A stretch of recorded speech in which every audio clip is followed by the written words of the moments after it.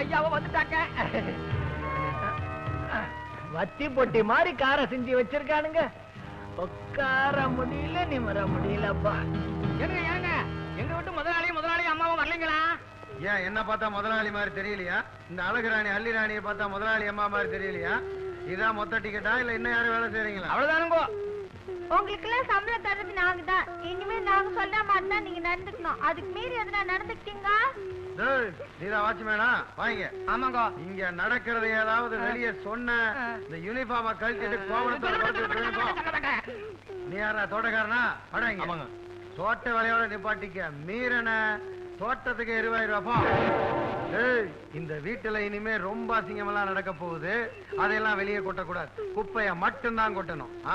மீறி ஏதாவது செய்தி வாசிக்கிற வேலை வச்சுக்கிட்ட உடம்பெல்லாம் கூட்டல் பெருக்கல் ஆயிடும்.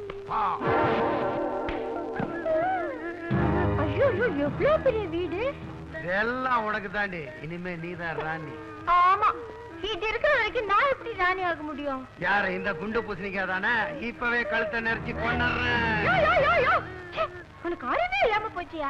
இதையும் கொண்டுட்டீங்கன்னா நீ நானும் உங்க அப்பா அம்மா மாதிரி கம்பி என்ன வேண்டியதுதான். அதுக்கு ஒரு ஐடியா சொல்றேன். இது ரூம்ல போட்டு அடிச்சிட்டோன்னா தானா செத்து போயிடும்.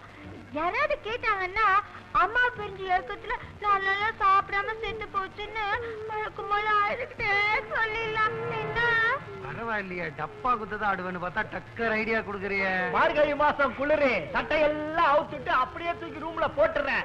குளிர்லயோ பசிலையோ சாவட்டும். வாடி வாடி.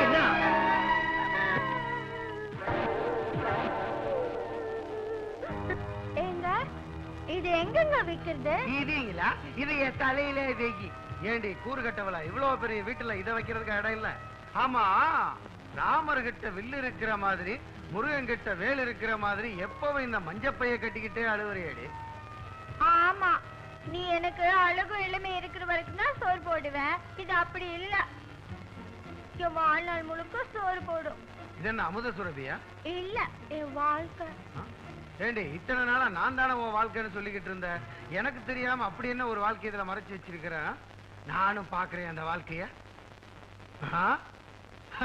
டோலக்கு ஏண்டி இதுதான் உன் வாழ்க்கையா? இது அடிச்சா நீ ஆடுவியா?